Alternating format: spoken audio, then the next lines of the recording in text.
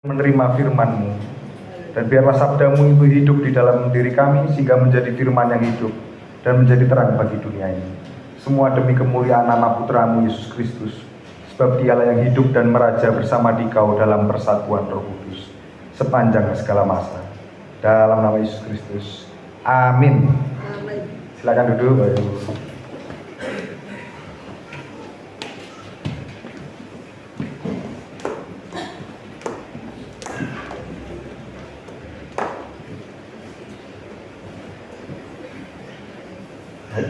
Kita buka Alkitab kita, bacaan pertama dari kitab Keluaran.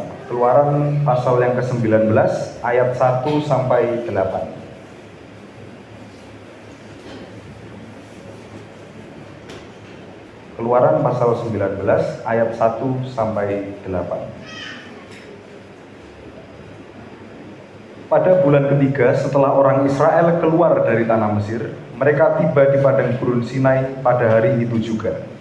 Setelah mereka berangkat dari Rafidim, tibalah mereka di padang gurun Sinai, lalu mereka berkemah di padang gurun. Orang Israel berkemah di sana di depan gunung itu. Lalu naiklah Musa menghadap Allah, dan Tuhan berseru dari gunung itu kepadanya. Beginilah kau katakan kepada keturunan Yakub, dan kau beritakan kepada orang Israel. Kamu sendiri telah melihat apa yang kulakukan kepada orang Mesir, dan bagaimana aku telah mendukung kamu di atas sayap Raja Wali dan membawa kamu kepadaku. Jadi sekarang, jika kamu sungguh-sungguh mendengarkan firman-Ku dan berpegang pada perjanjian-Ku, maka kamu akan menjadi harta kesayangan-Ku sendiri dari antara segala bangsa. Sebab akulah yang mempunyai seluruh bumi. Kamu akan menjadi bagiku kerajaan imam dan bangsa yang kudus. Inilah semuanya firman yang harus kau katakan kepada orang Israel. Lalu datanglah Musa dan memanggil para tua-tua bangsa itu dan membawa ke depan mereka segala firman yang diperintahkan Tuhan kepadanya. Seluruh bangsa itu menjawab bersama-sama, segala firman yang difirmankan Tuhan akan kami lakukan. Lalu Musa pun menyampaikan jawab bangsa itu kepada Tuhan. Demikianlah sabda Tuhan.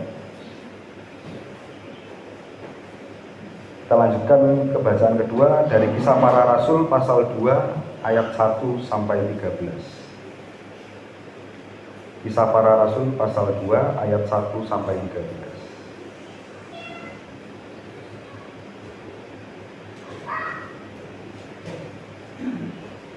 Ketika tiba hari Pentakosta, semua orang percaya berkumpul di satu tempat.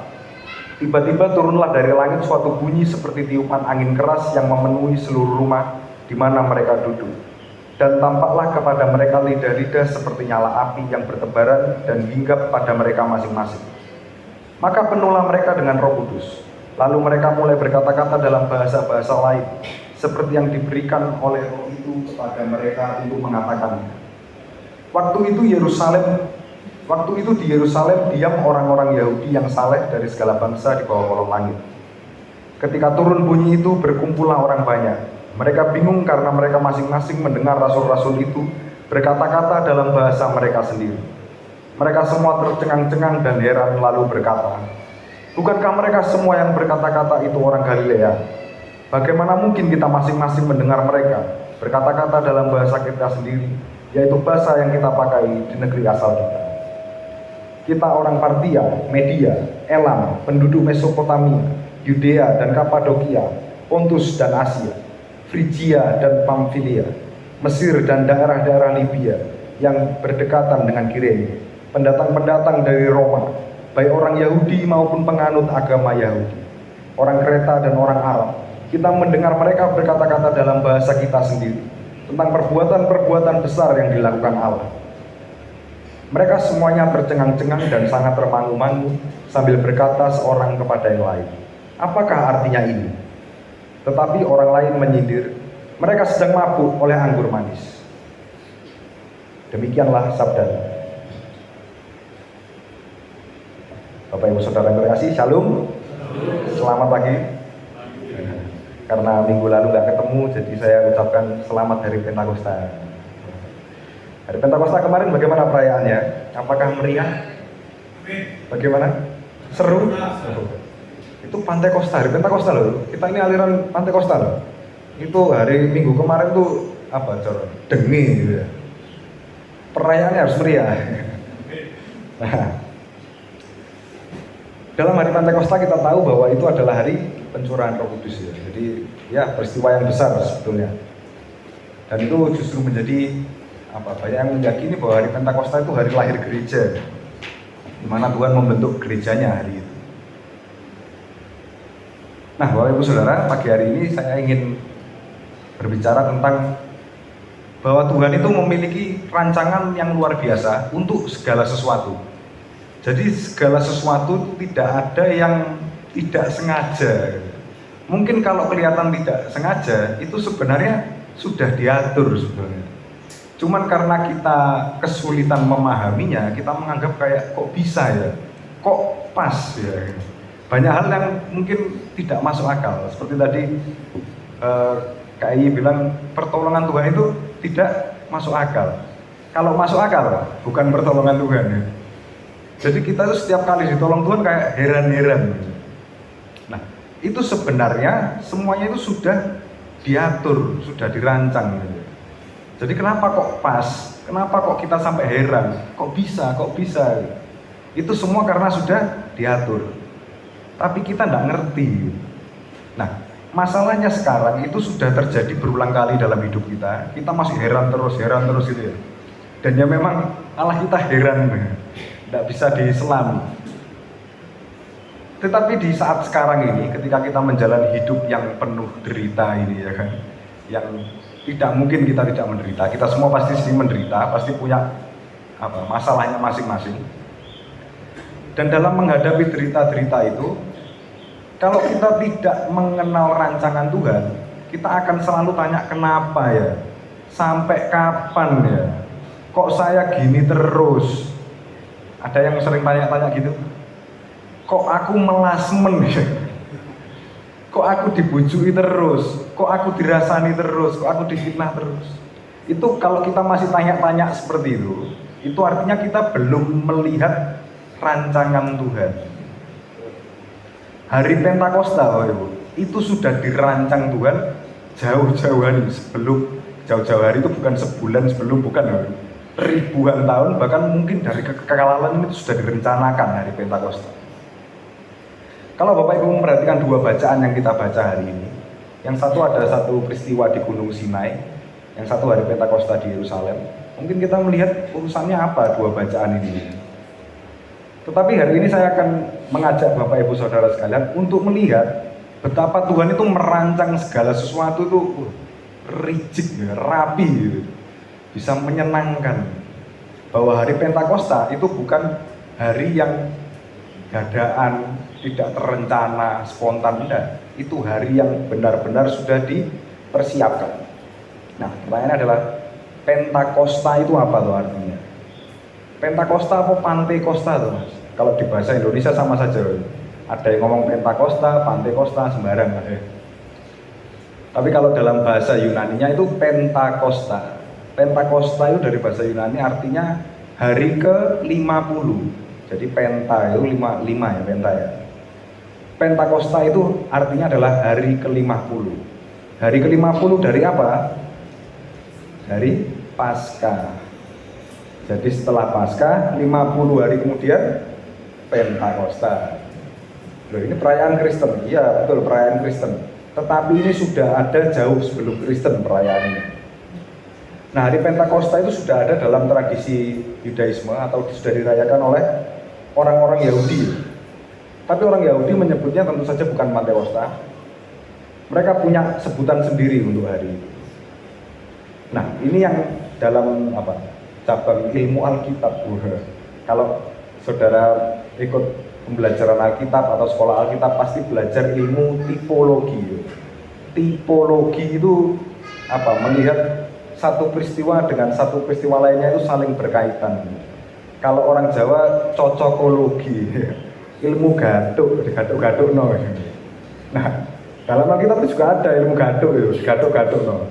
Tapi bukan maksud digatuk no, karena memang gaduk. Nah, jadi dalam Alkitab itu ada tipologi, di mana dipahami bahwa apa yang terjadi dulu itu adalah bayangan atau gambaran tentang apa yang akan terjadi. Jadi apa yang di perjanjian lama itu gambaran dan bayangan, rancangan, dan itu digenapi dalam perjanjian baru. Tapi itu semua juga bagi kita masih terlalu abu-abu, masih belum jelas, masih ya bayang-bayang lah. Kapan itu bisa jelas? Itu bisa jelas kalau besok sudah di surga. Kita lihat semuanya, ngerti baru, oh ini toh maksudnya. Nah, jadi ada namanya tipologi gitu ya. Nah, salah satu tipologi yang akan kita bahas itu tentang peristiwa di Sinai dan Pantekosta. Jadi orang Israel itu merayakan hari ke-50 setelah Paskah itu dengan namanya hari Syavuot. Hari Syavuot itu adalah hari peringatan ketika Musa menerima firman di Gunung Sinai. Masih hafal ceritanya bangsa Israel keluar dari Mesir? Hafal ya? Apa sudah lupa ya? Sekolah minggunya sudah kelamaan ya. Ceritanya itu kan bangsa Israel keluar dari Mesir ya, Bu. Terus kan Mesir ini tidak mau ngelepas ya. Sampai akhirnya sama Tuhan dikasih tulah. Terus tulah ke-10 anak sulung mati. Akhirnya bangsa Israel sama Tuhan diberi Paskah supaya mereka bisa luput lepas dari kematian, dilewati oleh maut. Karena itu disebut Paskah. Setelah Paskah, mereka keluar dari Mesir, jalan di padang gurun, hari ke-50 sampai di Gunung Sinai. Jadi pas hari ke-50. Nah, ketika sampai di Gunung Sinai, tadi bacaan pertama kita baca, Tuhan berfirman pada Musa, "Aku akan menjadikan Israel bangsa pilihanku." Jadi hari itu ditetapkan oleh Tuhan, Israel ini bangsa pilihanku, aku Allahnya mereka, firmanku kuberikan. Jadi itu yaitu yang dirayakan oleh bangsa Israel. Tapi perayaan itu juga berkembang dan akhirnya bukan hanya merayakan hari itu saja, tapi bangsa Israel juga merayakan hari panen gandum di hari Syavuot. Jadi hari Syavuot ini sudah dirayakan oleh bangsa Israel jauh sebelum Pantekosta Kristen. Jadi memang kenapa waktu itu banyak orang berkumpul di Yerusalem? Karena itu hari raya Syavuot. Orang merayakan ketika Tuhan memberikan Taurat kepada Musa. Kalau kita baca kedua kisah ini, ketika Musa menerima Taurat dan ketika para rasul menerima Roh Kudus, kita akan mendapati topologi-topologi yang kok bisa ya? Kalau kita lihat di Keluaran 19 ayat 18, di situ ditulis bahwa di Gunung Sinai Tuhan hadir di atas gunung dan itu keadaannya penuh asap gitu. Asap itu mengepul karena Tuhan hadir dalam bentuk nyala api. Gunung Sinai itu berkobar kayak kobongan gitu. Mungkin saya membayangkan tuh menyala, tapi ya sulit juga membayangkannya bagaimana kehadiran Tuhan itu. Dalam Keluaran 19 ayat 18 itu dijelaskan bahwa Tuhan hadir dalam bentuk api. Tuhan Allah hadir dalam bentuk nyala api. Kalau kita lihat hari Pantekosta, Roh Kudus hadir dalam bentuk lidah api. Nah, ini ya bisa dilihat ya bahwa peristiwa di Gunung Sinai itu bayangan saja. Dan ketika digenapi itu kita bisa paham, oh maksudnya ini tuh. Di Gunung Sinai Tuhan menampakkan diri dalam nyala api, dalam Pantekosta dalam lidah api. Kemudian di Gunung Sinai Tuhan menulis firman-Nya di loh batu. Ke-10 firman gitu. Jangan ini, jangan itu, banyak gitu. Yang sama Musa dibanting gitu. Nah, di hari Pentakosta Tuhan tidak hanya menuliskan di atas loh batu, tapi di dalam hati manusia. Di dalam hatinya murid-murid itu ditulis firman itu. Sehingga ada firman yang tanpa ditulis bisa dibaca. Kayak Al-Quran. Jauh belum Al-Quran ada, Roh Kudus ada duluan ya. Firman tidak ditulis bisa dibaca. Itu firman yang ditulis di dalam hati. Dan itu terjadi di hari Pentakosta. Ketika di Sinai, Tuhan Allah menetapkan bangsa Israel sebagai bangsa pilihannya. Sementara ketika Pantekosta, Tuhan menetapkan gerejanya sebagai mempelai. Ketika Tuhan menyerahkan firman-Nya, menyerahkan Roh Kudus kepada gereja, itu adalah saat kalau lamaran itu pasang cincin. Oh, ini mempelai wanitaku. Jadi Roh Kudus ini bukti lamaran kita. Sudah lamaran, biasanya kan orang kalau sudah lamaran itu mesti pamer-pamer cincin gitu. Nah, ketika kita terima Roh Kudus, itu sebetulnya sudah ada pertalian dan kita hanya tinggal menunggu hari pernikahannya saja. Dan itu digenapi di hari Pantekosta. Jadi kalau di Gunung Sinai Tuhan Allah menetapkan Israel sebagai bangsanya, ketika Pantekosta Tuhan Allah menetapkan semua bangsa sebagai satu gereja, satu tubuh. Nah ini yang apa ya? Kita bisa melihat bahwa ternyata Pantekosta itu direncanakan. Tak pikir spontan. Udah, itu sudah direncanakan. Dan yang lebih mengherankan lagi, coba kalau kita buka di Keluaran pasal 32 ayat 26 sampai 28. Keluaran 32 ayat 26 sampai 28. Jadi ketika di Gunung Sinai itu, pas Musa naik, kemudian Tuhan berbicara pada Musa itu berhari-hari lamanya, sampai akhirnya bangsa Israel itu membuat patung lembu emas. Pas Musa turun kaget ya kan, loh kok nyembah patung, kok nyembah lembu. Sehingga akhirnya Musa memanggil, ayo siapa yang mau bela Tuhan, siapa yang mau memihak lembu emas. Keluaran 32 ayat 26. Maka berdirilah Musa di pintu gerbang perkemahan itu serta berkata, siapa yang memihak kepada Tuhan, datanglah kepadaku. Lalu berkumpullah kepadanya seluruh Bani Lewi. Berkatalah ia kepada mereka, beginilah firman Tuhan Allah Israel. Baiklah kamu masing-masing mengikatkan pedangnya pada pinggangnya dan berjalanlah kian kemari melalui perkemahan itu dari pintu gerbang ke pintu gerbang, dan biarlah masing-masing membunuh saudaranya dan temannya dan tetangganya. Bani Lewi melakukan seperti yang dikatakan Musa pada hari itu. Tewaslah kira-kira 3.000 orang dari bangsa itu. Jadi ketika orang-orang nyembah berhala ini, kemudian terjadi perang saudara ya dalam bangsa Israel itu, di mana orang-orang Lewi akhirnya yang memihak Tuhan, diperintahkan Musa, wis yang nyembah berhala bunuh aja. Hari itu tewaslah kira-kira 3.000 orang. Bapak tahu pas hari Pentakosta Petrus khotbah yang dibaptis berapa? Kira-kira 3.000. Pentakosta itu sudah dirancang lama. Itu bukan hari kebetulan. Kalau di Gunung Sinai 3.000 orang mati, di hari Pentakosta 3.000 orang diselamatkan. Jadi ini ya itu namanya tipologi ya. Kadang saya kalau belajar tipologi itu juga heran-heran, kok bisa ya? Yunus dimakan ikan 3 hari 3 malam, Kristus mati 3 hari 3 malam. Kalau kita mengerti gambaran-gambaran ini, hidup ini akan lebih mudah, betulan, sungguhan. Kalau kita mengerti rancangan Tuhan, enak, hidup ini gampang sebenarnya.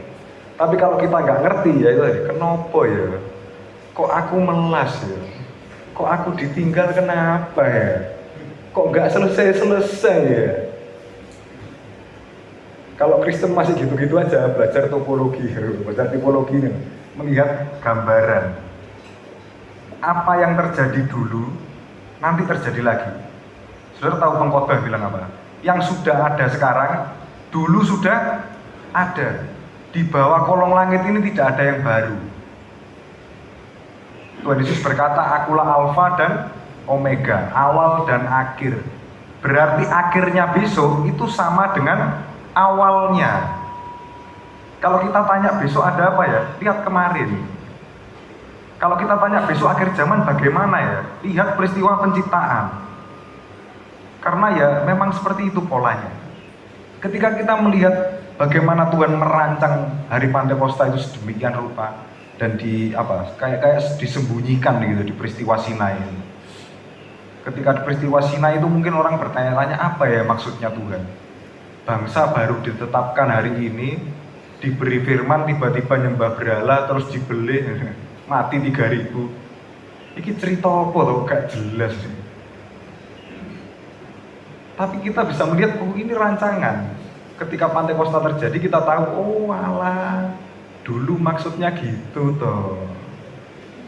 Makanya orang Kristen suka nyanyi apa? Dulu ku tak tahu Tuhan. Tapi kok ya enggak tahu terus. Dulu enggak tahu, sekarang enggak tahu. Repot. Harusnya kan dulu tahu, sekarang tahu ya. Nah, tipologi tentang hari Pentakosta itu bukan hanya dikaitkan dengan peristiwa di Sinai, tapi juga dengan peristiwa di Babel. Ketika manusia berkumpul di satu tanah lapang, mereka satu bahasa ya kan, tidak terhentikan. Mereka membangun menara untuk mencapai surga. Mereka berusaha mencapai Tuhan dengan kesombongan. Kemudian Tuhan buat apa? Tuhan memecah bahasa mereka sehingga runtuhlah menara itu. Tetapi di hari Pentakosta kebalikannya.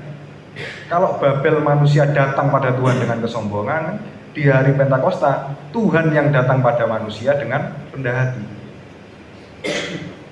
Kalau di Babel Tuhan memecah-mecahkan bangsa itu dengan bahasa-bahasa, di Pentakosta bangsa-bangsa itu dipersatukan dengan bahasa yang dipecah-pecah ini tadi. Jadi kayak apa ya? Ternyata gitu ya Tuhan mainnya ya. Apa tuh pentingnya kita tahu-tahu rancangan, gambaran? Mungkin kita nggak pernah tahu ya bahwa Pentakosta itu direncanakan sedemikian rupa. Kenapa kok yang dibaptis Petrus 3.000? Kenapa kok berbahasa macam-macam? Kenapa Roh Kudus kok dalam bentuk nyala api, lidah api? Kok nggak burung merpati? Yang biasanya merpati ya, kok moro-moro ganti. Itu semua sudah dirancang. Dan semua yang terjadi itu nanti bisa terjadi lagi.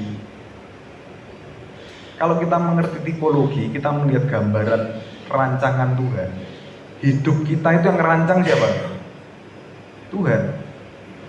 Yang ngerancang hari Pentakosta dengan yang ngerancang hidup kita itu satu desainernya. Tidak beda desainer. Yang ngerancang satu, Tuhan sendiri juga. Bapak Ibu tidak percaya hidupnya dirancang. Coba ingat-ingat lagi kisah hidup yang sudah dilewat-lewati. Itulah ada ceritanya dalam Alkitab. Pasti ada ceritanya dalam Alkitab. Ada yang suka mabuk, mabukan no. Ada yang suka perempuan, Salomo sampai 1000. Ada yang suka apa? Suka utang, suka ngerasani. Itu ada semua dalam Alkitab. Mungkin saudara dihianati, mungkin saudara ditipu, difitnah, itu dalam Alkitab ada semua. Kalau Bapak Ibu masih tanya kenapa ya, lihat rancangannya dalam Alkitab itu. Oh, saya dihianati mas, dulu temen konco kental, tiba-tiba uang saya dibawa kabur, bahkan saya diburu, mau dijatuh, dimiskinkan. Itu Daud ya kayak gitu ceritanya. Dia nanti Saul dikejar-kejar mau dibunuh. Tapi Daud kemudian jadi raja yang paling diingat oleh Tuhan. Bahkan Yesus Kristus disebut anak Daud. Ada yang dihianati, dibujui, dikejar-kejar mau dibunuh. Kalau saudara lihat gambaran hidupnya Daud, saudara mesti malah seneng. Wah, aku dibujui kayak Daud aku berarti. Loh, berarti akhirku ke depan ini kayak Daud. Mesti nari-nari, saudara. Daud itu loh, terjadi apapun yang menyusahkan hati, itu bisa nari-nari kayak orang sampai lepas-lepas baju gitu. Saking dia menari bagi Tuhan, saking senengnya. Saudara sekarang masalahnya apa? Tidak bisa bayar tagihan, uang kurang, minim terus, sakit penyakit. Kalau saya jadi saudara, joget saya. Berarti akhirnya nanti luar biasa ya. Itu kalau tahu rancangannya. Kalau tidak tahu, ya kenapa Tuhan? Pergumulan saya, Kak mari-mari orang Kristen bergumul. Lihat rancangannya itu. Akhirnya itu nanti ciamik gitu. Ngeri. Saudara kalau tahu akhir hidupnya saudara besok, joget-joget sekarang ini. Haleluya, mesti gitu. Kalau tahu, kalau tidak tahu nangis. Serahkan. Jadi orang Kristen jangan mikiri diri sendiri. Tuhan nomor 1, orang lain nomor 2, diri sendiri paling akhir. Kalau mikir masalah pergumulanku, tidak usah Kristen, ngisi-ngisi. Ya. Orang Kristen itu mikir Tuhan dulu, terus orang lain, baru diri sendiri. Jadi kalau gereja, Jangan Tuhan, masalahku Tuhan, anakku, beban hidupku. Ngapain doa seperti itu? Doakan gereja Tuhan. Tadi Bu Esti bilang, di mana Bu ada gereja ditutup-tutup? Bantul, doakan gitu. Saudara masa lihat berita itu tidak pernah dibawa dalam doa? Saudara tahu gereja di Mesir, sejak kekuasaan Islam di Mesir, sampai hari ini hidupnya tidak pernah enak gereja di Mesir. Ribuan tahun sengsara.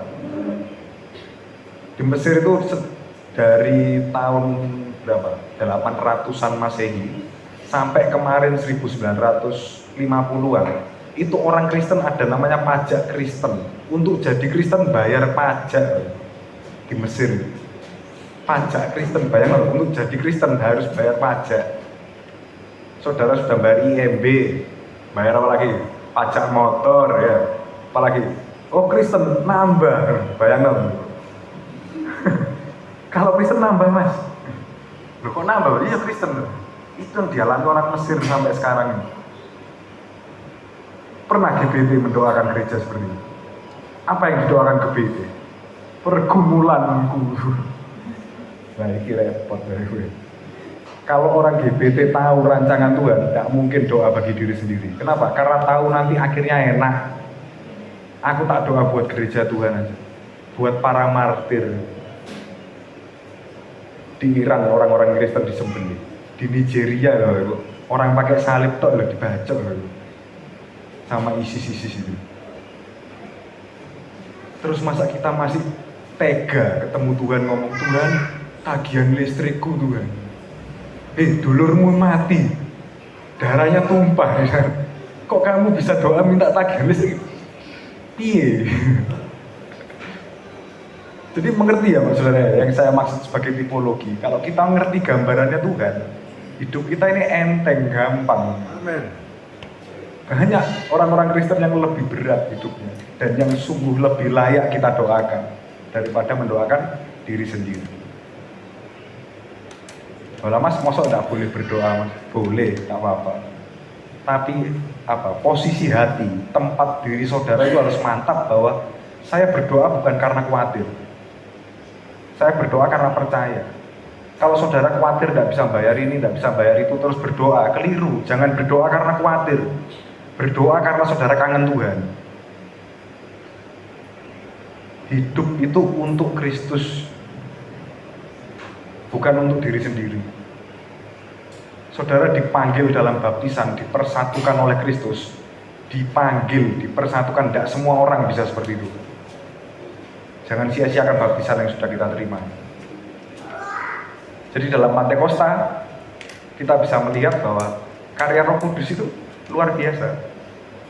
Saudara menerima Roh Kudus itu sebuah harta yang tidak terganti. Ada yang mau saya kasih 3M tapi Roh Kudusnya hilang. Pak Roh Kudus saya joli 3M mau deh? Tidak mau. 20M dijoli Roh Kudus. Iya saudara tidak mau ya, hidupnya kak ketok. Coba kalau ketok, apa iya ya? Tuhan Yesus saya 30 keping perak. Tuhan Yesus yang kelihatan, dia Roh Kudus tidak kelihatan. Nah inilah pentingnya kita belajar tipologi. Nah karena itu, dengan kita mengerti gambaran-gambaran kehidupan kita bisa tahu nanti itu akan bagaimana. Kedepannya kita akan jadi seperti apa. Gak perlu cari tahu solusi, percuma solusimu itu sia-sia. Di hadapan Tuhan yang kita pikirkan itu sepele semua, tidak ada artinya. Yang ngerancang hidup kita itu lebih sip. Kita ini hanya tinggal belajar kenapa ya kok Tuhan buat seperti itu. Kita hanya belajar itu saja, kita tinggal nunggu aja hasilnya bagaimana. Dan kita akan melihat bahwa indah rencanamu Tuhan gitu. Dulu enggak tahu, sekarang tahu. Jadi Bapak Ibu yang punya masalah hidup, punya pergumulan, dilihat dalam Alkitab. Itu mesti ada kok, ceritanya yang plek itu ada. Nanti saudara baca ceritanya, akhirnya gimana. Nanti kalau sudah tahu akhirnya, joget-joget saudara. Haleluya. Ternyata ceritaku seperti Petrus. Aku akan mendapat kunci surga. oh ternyata ceritaku seperti Lazarus, aku akan dibangkitkan. Kalau saudara tahu cerita-cerita itu enak itu saudara, diingatkan terus oleh Roh Kudus. Amin. Coba ya nanti berdoa buat sendiri apa buat orang lain nggak tahu saya. Itu urusan saudara ya, terserah. Mau jadi Kristen yang bagaimana terserah. Tapi kalau sudah tahu rancangan Tuhan, nggak ngarau berdoa untuk diri sendiri.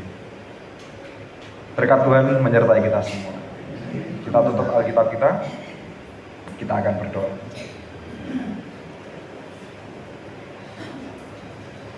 Ya Allah Roh Kudus, kami mengucap syukur sebab Engkau telah berkenan dicurahkan bagi gerejamu di bumi ini. Dan Engkau telah berkenan untuk melanjutkan karyamu, menopang kami dengan kasih-Mu. Dan daya kekuatan-Mu yang telah membangkitkan Kristus menyertai kami, sehingga kami pun akan dibangkitkan seperti Kristus. Ya Roh Kudus, kiranya Engkau menyertai gerejamu ini, GBT Krisalom. Setiap kami di tempat ini telah berserah diri kepadamu. Ya Allah Roh Kudus, penuhilah kami seperti Engkau memenuhi umat-Mu pada hari Pentakosta. Kami percaya pada penyelenggaraan, kami percaya akan pemeliharaan penghiburan, kami percaya akan rancangan-rancangan dan rencana-Mu dalam hidup kami. Dan kami mengucap syukur untuk semuanya itu. Ya Roh Kudus, Roh Allah yang benar, berilah pengertian dalam diri kami, sehingga kami boleh melihat apa yang menjadi kehendak-Mu dalam hidup kami. Allah Bapa Maha Kuasa, kami mengucap syukur untuk setiap kami yang telah menerima Roh Kudus, untuk setiap kami yang telah mendengar sabda firman-Mu, sehingga kami boleh bersukacita, sehingga kami boleh tenang, sehingga kami boleh tetap kuat dalam mengikut Putra-Mu Yesus Kristus Tuhan kami, hingga kami menyusul Dia kembali bersatu bersama di Kau. Terima kasih ya Bapa, kami serahkan seluruh gereja-Mu ke dalam tangan, sebab segala yang ada milik-Mu juga. Kami percaya bahwa Engkau adalah sumber segala kebaikan, maka segala yang baik akan datang juga kepada kami, sebab kami dekat kepada-Mu. Terima kasih Tuhan Yesus untuk segala penebusan yang telah Engkau berikan kepada kami. Engkau telah begitu senantiasa menyertai kami dan mencintai kami. Engkau telah mengutus Roh Kudus bagi kami. Kiranya ya Tuhan Yesus, sertailah kami, peliharalah kami dalam kasih-Mu, dan bawalah kami dalam kehidupan kekal, sehingga kami boleh bersatu dengan Dikau. Doa ini kami naikkan ke hadirat Tuhan Allah yang Maha Kuasa di dalam nama Yesus Kristus, bersama Bapa dalam persatuan Roh Kudus, Raja yang hidup sepanjang segala masa.